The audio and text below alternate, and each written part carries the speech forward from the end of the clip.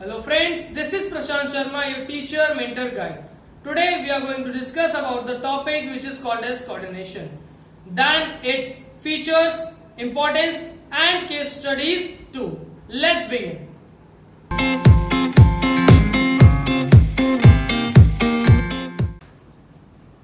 Management chapter number 1 हमारा चल रहा था. इसमें कोऑर्डिनेशन शुरू करना है हमें. तो देखिए कोऑर्डिनेशन क्या होता है. कोऑर्डिनेशन का मतलब डेफिनेशन है यहां पर.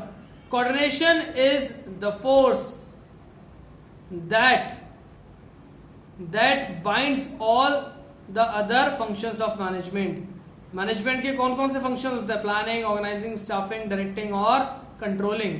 इन सभी को, इन पांचों फंक्शंस को जो एक साथ जोड़ता है उसे कोऑर्डिनेशन कहा जाता है. आगे देखिए, कोऑर्डिनेशन इज द बेस और प्राइमरी फंक्शंस. मैनेजमेंट के अंदर कोऑर्डिनेशन क्या है? एक प्राइमरी फंक्शन है. क्यों?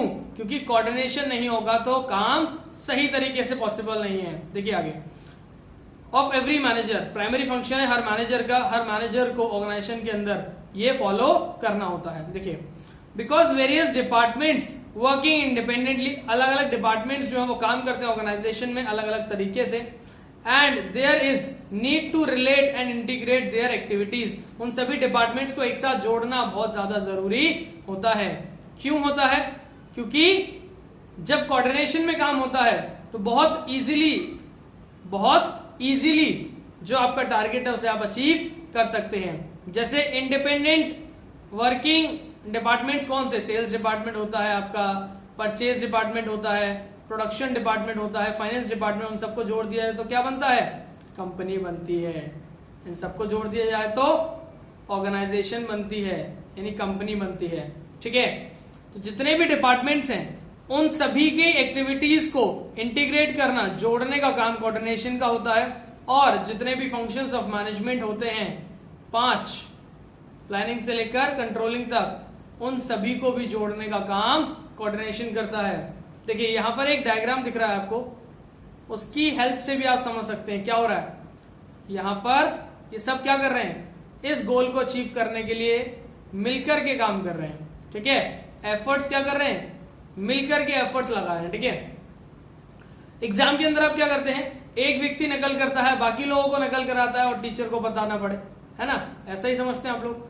ये क्या है? कोऑर्डिनेशन है आप लोगों के बीच में कि आप मिलकर के काम करते हैं और आप सबका गोल क्या होता है? एक ऑब्जेक्टिव होता है सबका कि भैया हमें टारगेट ज्यादा करना है, नंबर ज्यादा लेकर आने हैं. नंबर ज्यादा लाने से पहले भी पास होना वो जरूरी होता है. तो चीटिंग करते हैं जब आप कोऑर्डिनेशन फॉलो करते हैं. उसमें भी कोऑर्डिनेशन का मतलब ये एक दूसरे की मदद करना, काम को एक साथ मिलकर के किया जाए. ठीक है. आगे देखेंगे. इसके बाद हम जो पढ़ने वाले हैं coordination, the essence of management. ठीक है. कोऑर्डिनेशन की कहां कहां जरूरत पड़ सकती है, एक तरह से ये बात करते हैं. Coordination is needed to perform all the functions of management. अभी हमने समझा था planning, organizing, staffing, directing, controlling. ये देखिए कोऑर्डिनेशन जो है क्या करता है? Planning, organizing, staffing, directing, controlling, इन पांचों को जोड़ने का काम करता है. ठीक है. आगे देखो, coordination is required at every level of management. आप लोगों ने पढ़ा है ऑर्गेनाइजेशन में टॉप, मिडिल और बॉटम 3 लेवल होते हैं. इन तीनों को जोड़ने का काम कौन करता है? कोऑर्डिनेशन करता है. कौन करता है? कोऑर्डिनेशन. टॉप लेवल वाला मिडिल वाले से जुड़ता है, मिडिल वाला बॉटम वाले से जुड़ता है. तो इस तरह से ये तीनों डिपार्टमेंट एक दूसरे के साथ जुड़े रहते हैं.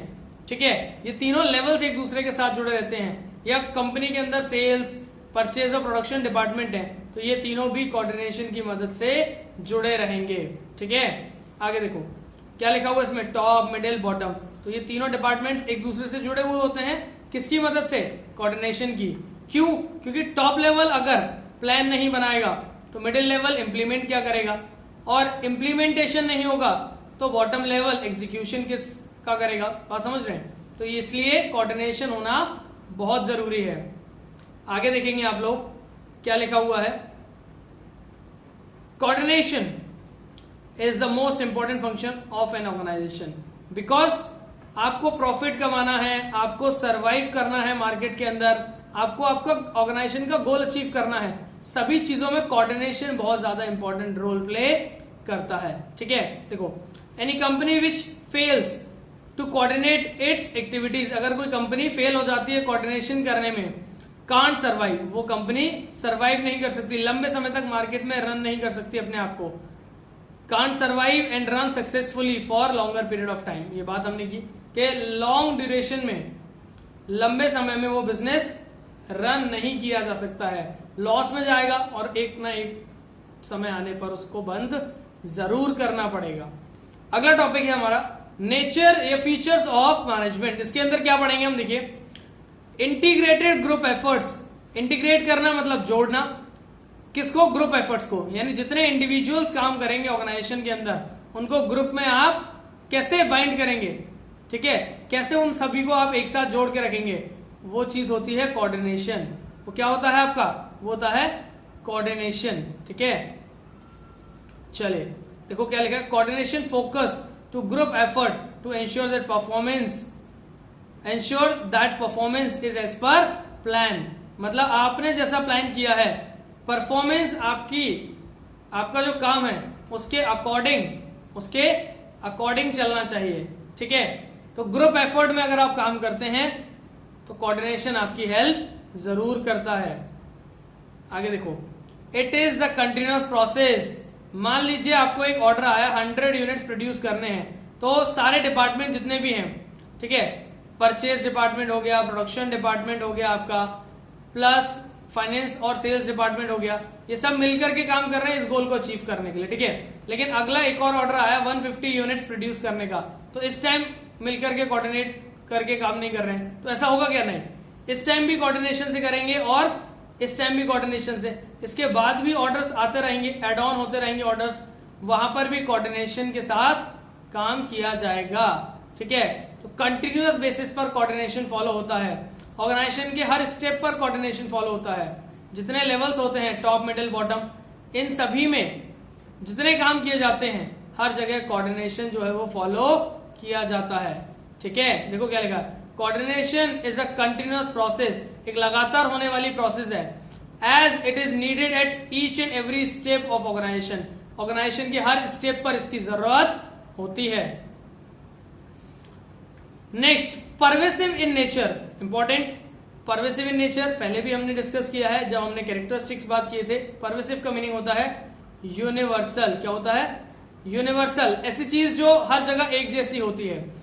तो आप कहीं भी हो, ठीक है, आप कहीं भी हो, किसी भी तरह का बिजनेस आप कर रहे हो, हर जगह कोऑर्डिनेशन की रिक्वायरमेंट होती है। विदाउट कोऑर्डिनेशन आप आपके गोल को अचीव नहीं कर सकते हैं, ठीक है। कोऑर्डिनेशन इज मस्ट, किस चीज के लिए, to achieve the organisational goal, ठीक है। देखो क्या लिखा हुआ है, because it is required at all department and at all levels of management. वही बात कि जितने डिपार्टमेंट होते हैं ऑर्गेनाइजेशन में, हर डिपार्टमेंट में इसकी रिक्वायरमेंट है और हर लेवल पे भी इसकी जरूरत होती है। अगला देखो, फंक्शन ऑफ एवरी मैनेजर, मतलब हर मैनेजर को जो है वो कोऑर्डिनेशन के साथ काम करना होता है। देखिए, the top level try to coordinate,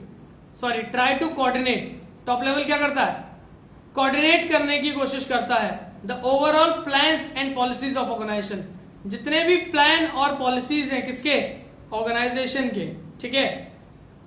middle level try to coordinate departmental activities, middle level क्या करता है, department wise, sales, purchase, production, finance, इन सारे डिपार्टमेंट्स के बेसिस पर कोऑर्डिनेट करने की कोशिश करता है।